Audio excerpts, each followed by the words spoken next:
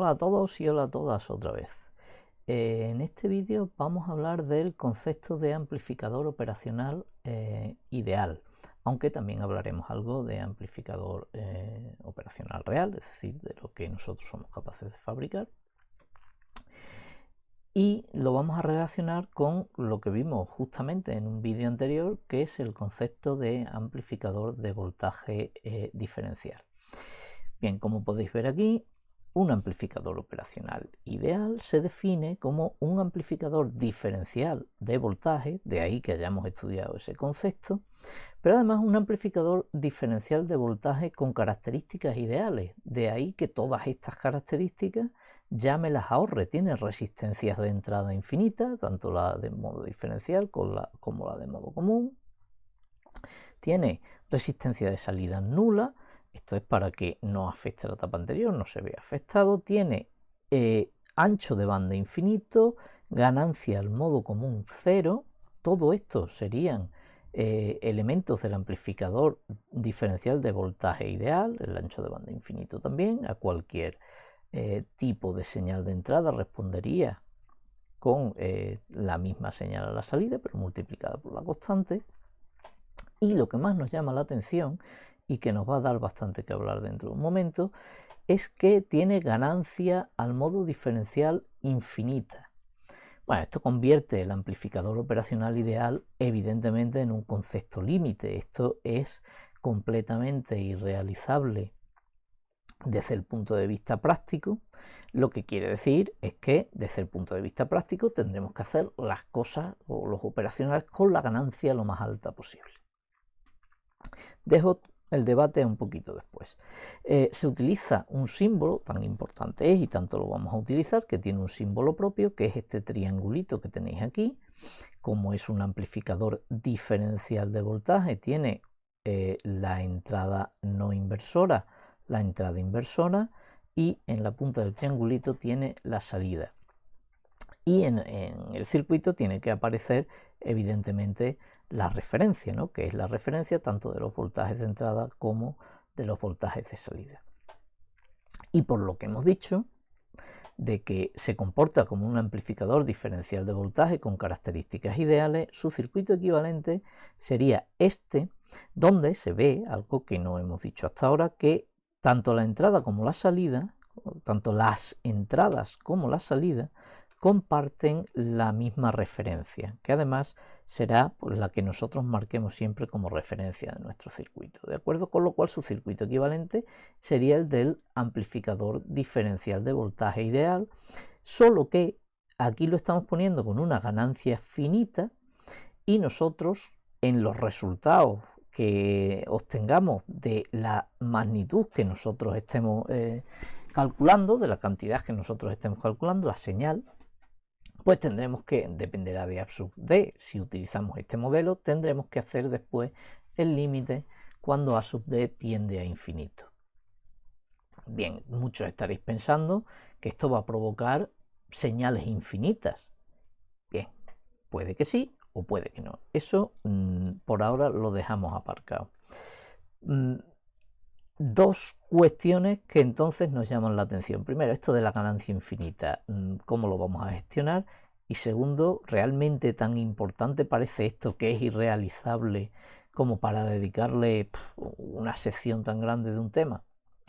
Evidentemente importante es, y la importancia está en que va a ser un dispositivo muy útil como elemento, como bloque de diseño, porque nos va a permitir analizar circuitos con operacionales ideales de una manera muy simple y por tanto hacer diseños de forma sencilla de otros sistemas electrónicos con un mínimo de componentes. Podremos hacer amplificadores con características casi ideales con un mínimo de componentes, el operacional y varias resistencias, pero también se pueden hacer generadores de señal, filtros activos, es decir, otros tipos de sistemas electrónicos. Por tanto, se trata de un elemento muy versátil y por eso pues se le presta bastante atención. Versátil a la vez que es sencillo de analizar y por eso se le presta bastante atención. Nosotros vamos a usar en lo que resta de curso en bastantes esquemas, ¿no? Y la otra pregunta importante que nos podemos hacer es, vale, esto de la ganancia infinita no lo conseguimos, pero es que tampoco vamos a conseguir resistencia de entrada infinita, ni resistencia de salida cero, ni ganancia al modo común cero. ¿Qué es lo que podemos conseguir con un amplificador operacional cuando lo construimos en la realidad? Sin atender a cómo se construyen por dentro, que es bastante complejo. Bueno, pues aquí tenéis una primera aproximación a cómo se comportan y cómo funcionan los amplificadores operacionales ideales. En principio, sobre los parámetros de los que hemos hablado, de características ideales, ¿se consigue resistencia de entrada infinita? No, pero sí que se consiguen resistencias de entrada muy altas. Estamos hablando de los megaohmios para arriba. Y digo para arriba porque bueno, el megaohmio, los amplificadores operacionales más modestos, digamos, tienen por encima del megaohmio. Hay amplificadores operacionales que tienen incluso del orden de 10 elevado a 12 ohmios de impedancia de entrada, es decir, prácticamente 1.000.000 de megaohmios, que eso es una impedancia que no es infinita, pero se le parece. Y la resistencia de salida pues suele estar del orden de las decenas de ohmios. Aquí pone de 0 hasta 100. Hombre, 100 ohmios es bastante grande, pero bueno, normalmente tienen resistencias con unas decenas de ohmios. Está bien, ¿no? Y la ganancia, que es el punto que antes nos ha llamado la atención. Bueno, se consiguen ganancias muy altas. Y fijaos que dice típicamente del orden de 10 elevado a 4 a 10 elevado a 6. Es decir, de 10.000 a 1.000.000. Estamos hablando de una ganancia bestial, porque fijaos que una ganancia de 10.000 para una señal de 1 milivoltio me daría una señal de 10 voltios. Eso quiere decir que casi cualquier ruido me daría señales de salida del orden de voltios.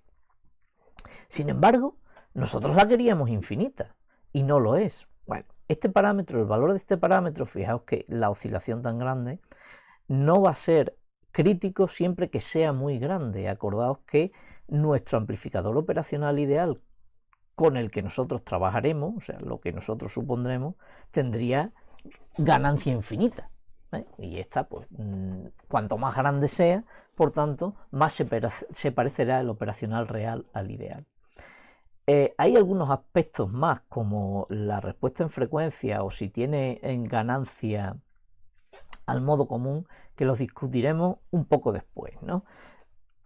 Pero ahora sí resulta muy interesante cómo se conecta la alimentación de continua a los amplificadores operacionales. Acordaos que cuando vimos la implementación de amplificadores dijimos que cualquier amplificador al final, para funcionar como amplificador, requiere una fuente de alimentación de continua, Los amplificadores operacionales que se implementan normalmente, al final el amplificador operacional es un sistema electrónico y se implementan normalmente en circuitos integrados. Bueno, pues tiene unos puntos de conexión para la entrada inversora, para la entrada no inversora, para la salida, pero no tiene un punto de conexión para la referencia, es decir, para estas dos referencias que en nuestro amplificador operacional ideal, esta referencia, estos dos puntos, que son una única referencia tanto para la entrada como para la salida. No existe un punto de conexión, sin embargo, el operacional tiene dos puntos de conexión para colocar ahí la alimentación de continua. De forma que el propio operacional internamente sitúa, una vez que colocamos una diferencia de potencial de continua entre esos dos puntos, sitúa la referencia tanto de los voltajes de entrada como del voltaje de salida en el centro de esa diferencia de potencial que hemos colocado en la alimentación. Si aquí tiene que ir la alimentación positiva y aquí la negativa, pues en el centro de esos dos voltajes colocaría él la referencia tanto del voltaje de entrada como de los voltajes de entrada como del voltaje de salida. Para tener una conexión física de ese centro entre los voltajes de alimentación, se suele utilizar esta estructura para alimentar un amplificador operacional. Si os dais cuenta, utilizamos dos fuentes del mismo valor colocadas de esta manera, y el punto de conexión intermedio sería el que me daría a mí la referencia, dado que ese punto está en la mitad. Si por aquí tenemos más VCC voltios, aquí tendríamos más VCC respecto a la referencia, y aquí tendríamos, al colocar la fuente al revés, aquí tendríamos una diferencia de potencial de VCC voltios, pero al estar el positivo aquí, aquí tendría el voltaje aquí, que es 0, menos VCC, es decir, menos VCC voltios. Por tanto, para alimentar el operacional, este tipo de alimentación, que se conoce como alimentación simétrica, me permite tener un punto de conexión, un nodo que es la referencia de los voltajes tanto de entrada como de salida del operacional. Normalmente esto, incluso en los esquemas con operacionales reales, se suele omitir, simplemente indicando de entre qué valores está alimentado el operacional. Y una restricción importante que impone esto de la necesidad de la alimentación de continua es que el voltaje de salida nunca puede superar los voltajes de alimentación. ¿Eso qué quiere decir? Pues quiere decir que el voltaje VO, independientemente de lo que coloquemos aquí en la entrada, no podrá superar ni más VCC ni menos VCC. Y en los operacionales, incluso en los que tienen peores características, eso puede estar del orden de 1 voltio o voltio y medio alejado de estos voltajes límites. Es decir, por arriba no es capaz de superar VCC menos 1 voltio y medio, y por abajo no es capaz de superar menos VCC más 1 voltio y medio. Por tanto, lo que estamos diciendo es que impone una restricción importante a la salida. Y eso, si lo añadimos al hecho de que tiene el amplificador operacional tiene una ganancia tremendamente grande, hace que sea muy complicado de utilizar sin elementos adicionales alrededor, porque obtendríamos una respuesta de este tipo. Esto me estaría representando aquí VO en función de VD, ¿de acuerdo? Es decir, estaría representando el voltaje de salida en el operacional en función de la diferencia de potencial V más menos V menos. ¿Y por qué se ve esto así? Hombre, estamos utilizando un operacional alimentado con más menos 10, por tanto no puede superar ni menos 10 por abajo ni más 10 por arriba, y resulta que es que unos cuantos de microvoltios, aquí hemos hecho un zoom, al tener una ganancia tan grande, estamos poniendo 10 elevado a 6, pues 10, una diferencia de 20 microvoltios, me haría evolucionar la salida por toda su escala.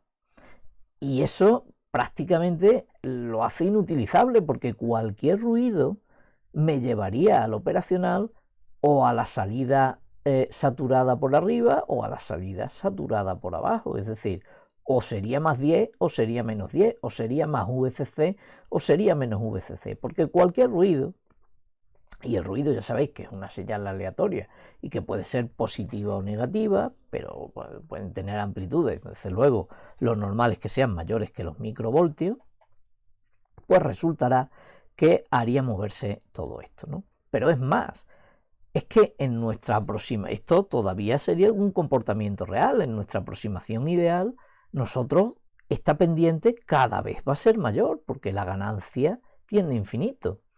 Eso quiere decir que, bueno, que a la vista de estas gráficas, el amplificador operacional, como mucho, podría funcionar como comparador, entendiendo como comparador que, bueno, observando, introduciendo un voltaje en V más y otro en V menos y observando la salida, podríamos decir si estamos aquí que V más es mayor que V menos, y si estamos aquí que V más es menor que V menos.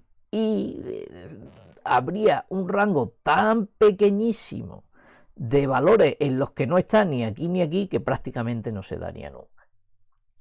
Sin embargo, y aquí es donde viene la clave del uso de los amplificadores operacionales, si existiera alguna manera de controlar la salida mediante componentes externos conectados alrededor del amplificador operacional, de controlar de forma que, pues, para el rango de valores de las señales de funcionamiento en el circuito, la salida del operacional no se saliera de estos límites, es decir, estuviera entre los más menos 10 voltios que tenemos aquí, insisto, a base de poner una serie de componentes alrededor del operacional, entonces la situación cambiaría. Entonces lo que casi seguro podríamos afirmar es que la VD es prácticamente cero, con una precisión del orden de los microvoltios. Es más, idealmente con una precisión total, porque idealmente la respuesta,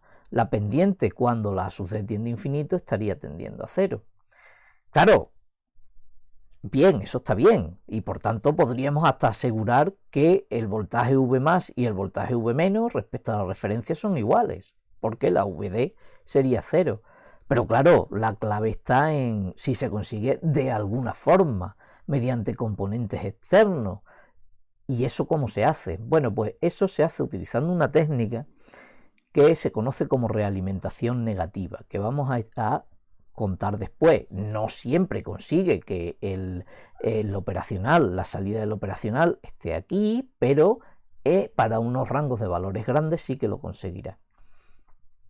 Y esa ecuación de que el voltaje V más es igual al voltaje V menos, insisto, condición de que haya realimentación negativa y de que tengamos el operacional ideal, consideremos que es ideal.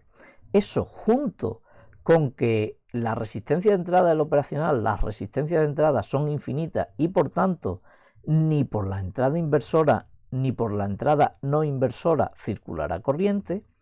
Esas dos ecuaciones combinadas, que le voy a llamar ecuaciones para el amplificador operacional ideal, van a ser las que me permitan analizar el amplificador operacional de una forma bastante sencilla. Eso lo veremos en un próximo vídeo, cómo analizar los circuitos. Pero en este nos queda hablar un poquito de qué es esto de la realimentación y encima cuándo se le llama a esa realimentación negativa. Y para eso tengo aquí esta otra diapositiva en la que intento explicar un poquito el concepto de realimentación. Bueno, el concepto de realimentación es bastante importante en el estudio de amplificadores. Existen temas completos, incluso algún libro completo dedicado a amplificadores realimentados. Por tanto, no es algo sencillo. Yo lo voy a tratar de explicar aquí de una manera lo más simple posible. Y básicamente la realimentación consiste en hacer que en un amplificador, o sea, tendré un amplificador realimentado cuando la salida del amplificador influye de alguna manera en el voltaje que tiene conectado a la entrada. Acordaos que cuando estudiábamos los amplificadores nunca había flujo de información hacia atrás, es decir, pues si la señal de entrada aparecía en la salida multiplicada por un valor y ya está. La idea es, tendré realimentación cuando mediante componentes conectados externamente yo consiga, por ejemplo estas dos resistencias, yo consiga que el voltaje de salida, en este caso la salida de mi amplificador, influya en la señal de entrada que tiene colocada el amplificador. Y claro, será positiva o negativa dependiendo de cómo sea esa influencia. Aquí os lo intento explicar, insisto, de manera muy sencilla. Para que la realimentación sea negativa, un pequeño aumento de la señal del voltaje de salida, en este caso del operacional, sin que variase nada más, es decir, sería una especie de prueba de a ver cómo influye en la entrada, debería hacer que el voltaje de entrada bajase para oponerse a esa subida de la VO y por tanto controlar que esa salida no se desmadre mucho, no se haga excesivamente grande. Aquí este circuito tiene realimentación negativa y nos puede servir como ejemplo. Fijaos, si yo aumentara la VO un poquito, sin que variase nada más, imagina un desplazamiento virtual de la VO hacia arriba. ¿Eso qué provocaría? Bueno, pues fijaos, eso provocaría como la corriente I, al tener corriente 0 por aquí, que eso no lo he apuntado, pero lo voy a apuntar, por aquí la corriente son 0 amperios, al tener corriente 0 por ahí, la corriente I es la misma que circula por aquí.